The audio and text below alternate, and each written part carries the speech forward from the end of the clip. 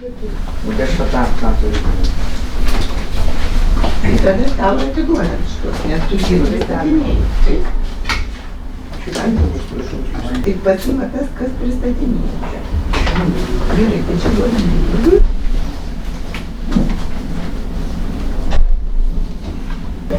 Tai kiek tavo šitos pasimės? Jūs kaltinate būdą, ne? Kaltinate? Ne, aš nekaltinu. O kas tai prokurorė? Ieškovė. Ieškovė. Jau ieškovė yra televizija. O jūs iš kokios televizijos galite pasakyti? Sako, iš kokios televizijos. Nesvarbu. Tai va, kad būtų aiškiau. Eisim, pažiūrėsime, kur čia mes eisim, kur čia bandysim.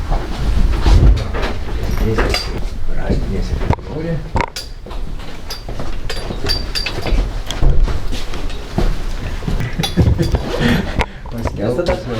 Visada. Taip. Štai čia. Tai žiūrėk, yra Labą dieną. Labą dieną. Prašom sėsti. Čia dalyvis. Taip, dabar prašom išjungti kameras dėl filmavimo, mes išspręsim tus klausimus, yra tokie dalykai. Iki posėdžio pradės. Prašau.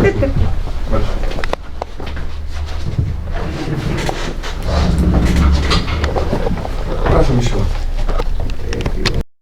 Pareikštas nušalinimas, jis tą nušalimą priėmė ir dabar lauksim rezultatų. Čia dar susirinko žurnalistų būrys, iš LNK, iš LRT televizijos, iš LRT radijo. Na, žodžiu, laukite naujienų ir žinių. Naujienos žinoma, kad bus. Žinoma, kad bus.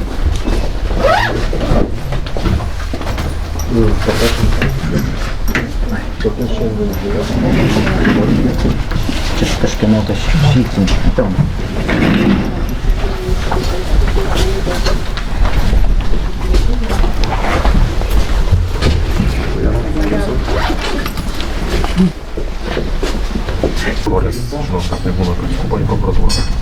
Prašom, galime, kaip mes irgi kažkur skubam. Pradinė situacija buvo. Koks yra argumentas pagrindinės? Šiandien buvo paskirtas parengiamasis posėdis, tačiau prieš posėdį atsakovo Tarptautinio geros kaimynystės forumo vadovė pareiškė nušalinimą teisėjui. Pagal procesą nušalinimą sprendžia teismo pirmininkas per 3 dienas, taip kad šiandien posėdis toliau negalėjo vykti ir priklausomai nuo sprendimų teismo pirmininkės dėl nušalinimo bus vėliau kitas parengiamasis teismo posėdis. O koks yra prokuratūros argumentas dėl asociacijos naikinimo, kodėl? Patikrieji juridinio asmens steigimo tikslai yra neteisėti ir prieštarauja viešajai tvarkai. Tai bei veikla pažeidžia viešąją tvarką. O gal galite pakonkretizuoti, kokiais būtent, kodėl pažeidžia? Galbūt palikim tą bylos nagrinėjimui. Nušalimui jūs nepritarėte teisėjo? Taip, nepritariu. Manau, kad nepagristai reiškia nušalimą. Pasakyk dar vardą, pavardę savo pasakyti. Sigita Vasiliauskienė. Ačiū. Visi šiandien susimatys. Sagera? Sagera. Tai gal pradžio apie posėdį šiandienos, kodėl paprašėte pakeisti teisėją? Šiaip mes buvom pasiruošę netgi 3 temas teisėjo nušalinimui, bet kol kas pakako vienos. Bet dar ta, kuri yra nepateikta, kuri iš tikrųjų iš viso mums buvo labai keistoka, kadangi gavome 3 raštus per trumpą laiką. Visuose tuose 3 raštuose yra labai daug klaidų, net kažkodėl tai nesugebėta parašyti pavardės normaliai. Visi žino, kad Kazimieras yra Juraitis, ne Jarutis ar dar kas nors. Ypatingai mums buvo keistas spalio 17 dienos raštas, kurį mes gavom spalio 14. Čia vėlgi parašyta Kazimieras Jarutis ir čia jau sako, kad jau kaip ir viskas nuspręsta. Suprantat? Dar tik bus, o jau teismas nutarė. Šitas yra buvo keisčiausias. Tai šiaip tai galėčiau atiduoti jums tiesiog. Vat, Teismas nutarė, kaip bus byla, kas dalyvaus, aš tiesiog galiu jums padovanoti šitą egzempliorių. Bet tai yra spalio 17 diena ir tada mums kyla klausimas, jeigu mes per trumpą laiko tarpą gaunam 3 skirtingas nutartis, mums kyla klausimas, ar šis žmogus pasirašinėjantis šitas nutartis yra adekvatus, ar jis naudoja psichotropinius vaistus ir tai irgi mums kelia klausimą. Labą dieną. Labą dieną. Prašom sėsti. Dalyvis. Taip, dabar prašom išjungti kameras dėl filmavimo, mes išspręsim tos klausimus, nu yra tokie dalykai. Iki posėdžio pradės. Prašau.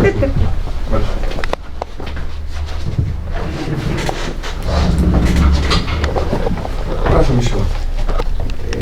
Ar toks žmogus galėtų dalyvauti ir tiesiog vesti mūsų teismo posėdį? Mes irgi nepasitikim, bet šito argumento kol kas neprireikė, nes, kiek suprato, teismas atidėtas dėl kitų argumentų. Tai va, tai čia yra iš tikrųjų šitos 3 nutartys, tai yra pamąstymas ir žiūrovai, kas vadovauja teismui. Apie skambučius, kas ten skambino, kas... Niekas neskambino ir tai irgi, jeigu prokurorė nesutinka, todėl turėtų pateikti mums išklotinės, kad mes žinotume, galbūt kas nors skambino, prisistatęs mūsų vardu ar pavardę, nes taip dabar dažnai žmonės pasielgia. Neadekvačių žmonių yra labai daug, net ir tas, kuris surašė tas 3 skirtingas nutartis su įvairiausiom klaidom ir iškreipydamas mūsų pavardės, irgi dėl jo adekvatumo mums kyla klausimų. Kaip jūs apskritai vertinat reikalavimą šito viso proceso naikinti asociaciją geros kaimynystės? Tai yra daugiau negu keista. Jūs visi, kas iš tikrųjų esate kada nors dalyvavę kažkokioj tai organizacijos veikloje, žinote, kad įregistruoti organizaciją galima internetu, pasirenkant leistinas veiklas, kurios yra nustatytos valstybės įstatymų. Taip, mes nepasirinkom nieko, kas prieštarautų įstatymui. Taip, pasirinkome platų veiklos spektrą, nes, kiek matėte, mūsų asociacijos pavadinime yra žodis tarptautinė. Mes numatome savo asociacijos plėtrą į kaimyninės šalis ir jau esame numatę kai kur atstovybių steigimą, tiek Latvijoje, tiek Lenkijoje. Ir žinoma, kad pasirinkom labai platų spektrą, tai ir leidyba, tai yra ir pastatų įsigijimas, tai galima susipažinti su mūsų asociacijos įstatais ir veikla. Prokuratūra būtent įstatuose ir pasigėdo aiškumo, kam yra skirta, kokie yra tikslai. Tai galima paprašyti prokuratūros peržiūrėti tada asociacijų steigimo įstatymą ir pažiūrėti, kad mes nepasirinkom nieko, kas būtų draudžiama. Tai yra galima pasirinkti, jeigu jums galima pasirinkti, sakykime, leisti spaudinius, leisti knygas ir daryti susirinkimus, įsigyti pastatus ir gal jūs galvojate, kad šiai dienai jūsų asociacijos veikla yra siaura, bet su perspektyva jinai reikalinga, jūs, kaip plačiai mąstantis žmogus į ateitį, renkatės platų veiklos spektrą. Tai mes ir padarėme. Ir tai tikrai yra, iš tikrųjų šita byla yra neetiška, šita byla yra parodomoji, tai buvo išankstinis mobingas atliktas vyriausybiniu lygiu, kada žmonės užimantis atitinkamas pareigas iš anksto pareiškė, kad mes esame valstybės priešai ir tai buvo transliuojama per valstybinį transliuotoją. Tai yra iš tikrųjų didžiulė kova prieš žodžio laisvę. Konstitucijai parašyta, kad aš negaliu būti persekiojama net už politinius įsitikinimus, o mano politinių įsitikinimų ir visų demokratiškos šalies piliečių opozicija visada buvo, jinai turėjo teisę pasakyti savo nuomonę. Tai ir tie, galbūt jiems nepatinka mūsų veikla, galbūt ir mums nepatinka kažkieno tai veikla, bet demokratinėje šalyje mes turim teisę visi gyvuoti vieni šalia kitų. O sakykit, kaip dalyvavo susirinkime Algirdas Paleckis, net parašyta protokolas? Algirdas Paleckis dalyvavo išankstinėme susirinkime, kur mes svarstėme galimybę įkurti asociaciją ir jisai pareiškė norą būti tos asociacijos nariu. Yra užprotokoluotas dokumentas, kuris įpareigoja Ediką Jagelavičių tiesiog jį atstovauti. Bet jeigu jau labai jums nepatinka Algirdo Paleckio buvimas, kas yra tiesiog nesuprantama.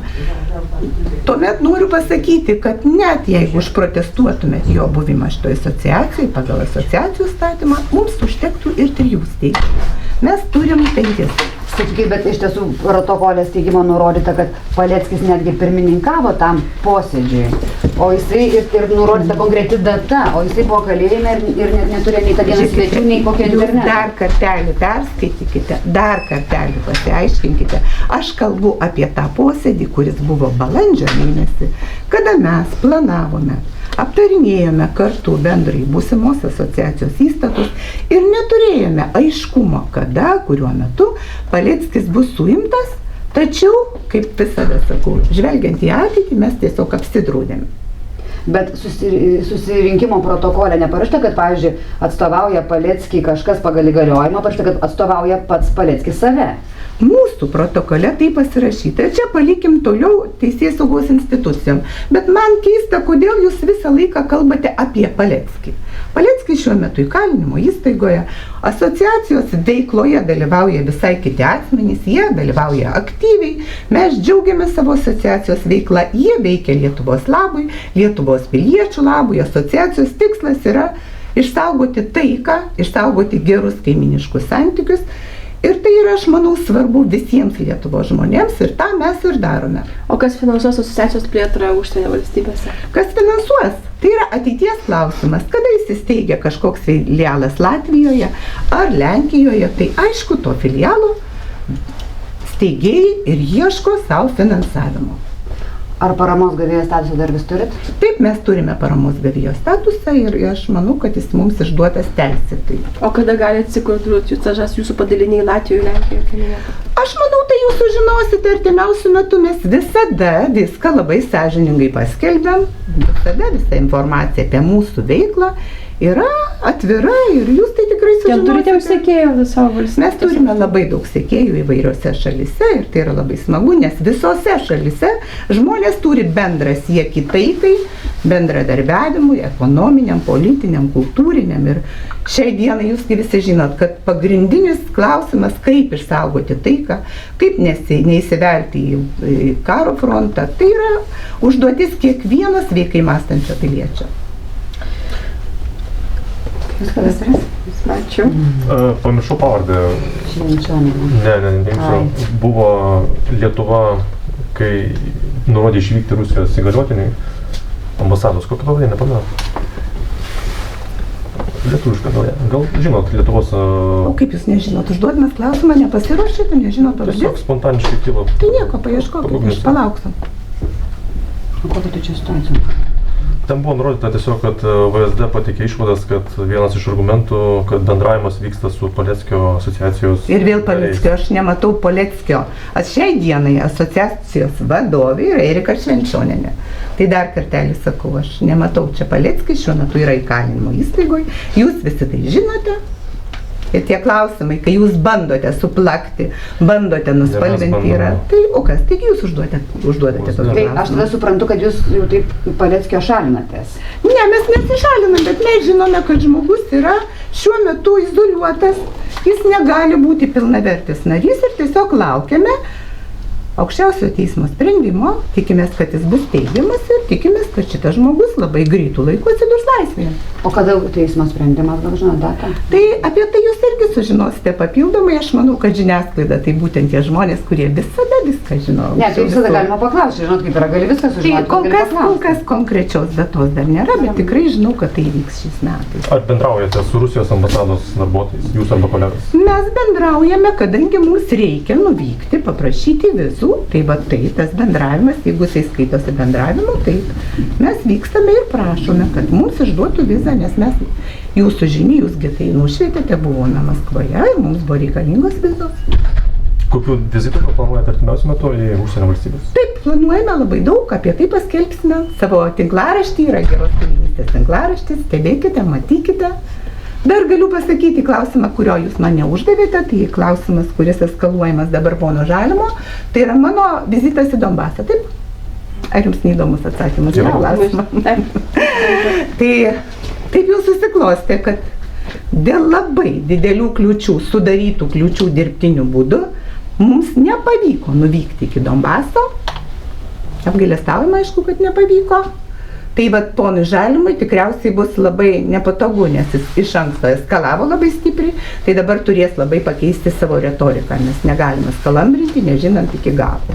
O kam tada, sakykit, priklauso Donbasas, pavyzdžiui, Krymas, jūsų nuomonė? O čia jūs paklauskite tų žmonių, kurie dalyvavo referendume, už ką jie balsavo. Ir aš manau, kad reikėtų paklausti tų žmonių, kurie gyvena toje žemėje. Čia nėra klausimas man, čia yra klausimas jiems. Jeigu aš gyvenu čia Lietuvoje, tai ta žemė, kurioje aš gyvenu, priklauso man, Lietuvai. O tai, sakykit, jūsų nuomonė, Rusija surengė demokratiškus, laisvus ir tikrai šitusgi rinkimus?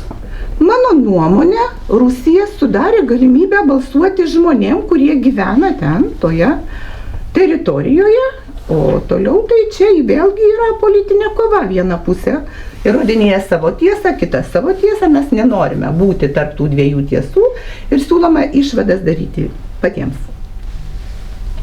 Dėkui. Galėčiau net šitą padovanoti.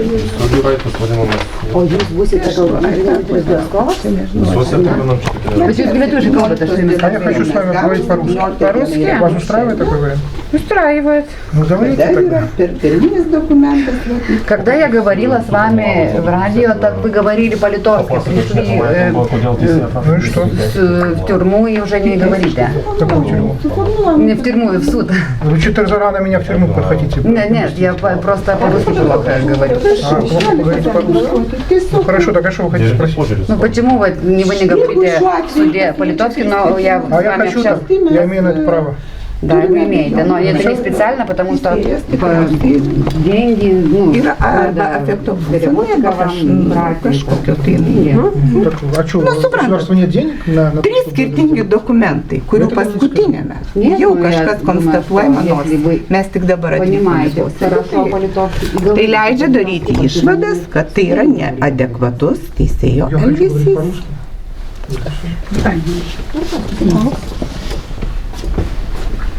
Ir jau labai norėtųsi, kad jau ta klaida, kuri ir viename, ir kitame dokumente nesikartotų, kad ji nėra įvardinti.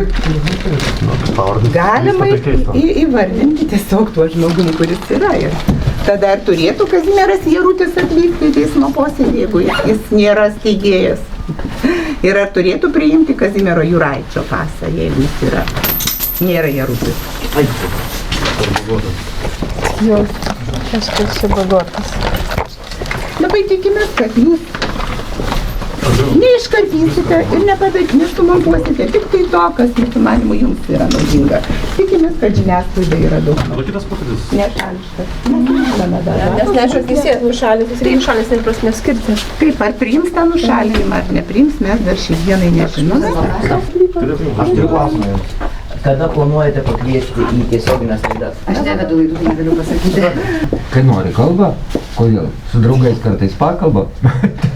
Ne, jūs tiesiog išverčia, kada vienas dalykas yra, kada tu gauni teisminius dokumentus ir nori įsigilinti, tai tikriausiai yra smagiau gauti juos savo gimtąją kalbą. Nes jau kaip jums patikė, nes netgi teisėjas padarė daug klaidų, tai jam yra lengviau, tai yra patogiau ir tai yra nepažeidžiamos jo teisės įsigilinti į dokumentus. O kas liečia taip, mes iš tikrųjų nesame kviečiami į jokias tiesioginės laidas, tikriausiai todėl, kad valstybė bijo išgirsti. Tarp kitko LRT, kur buvo laida dėl paminklų gravimo, iš 5 kolonai asmenų aš vienas atstovavau, iš 55 minučių laidos gavau 2 kartus tik tai gryno laiko, 2 minutės gryno laiko ir buvau nuolat pertraukiama. Tai čia absoliučiai neetiška ir... Kazimierai, tai neverta. Teisinėje valstybėje konstitucija naudojama tik tai tuo atveju, kada jinai reikalinga valdančiųjų priedangai. Kitu atveju jinai yra paminama po kojom. Taip, kad šiai dienai mes čia neturim apie ką diskutuoti daugiau. Ačiū labai. Tai lauksim jūsų atsakymo, kada pakviesit į laidas. Dėkuoju. Gerai, visą. O, tai dar išeiti reikia mokėti. Ne, tai čia. Gerai, viskas.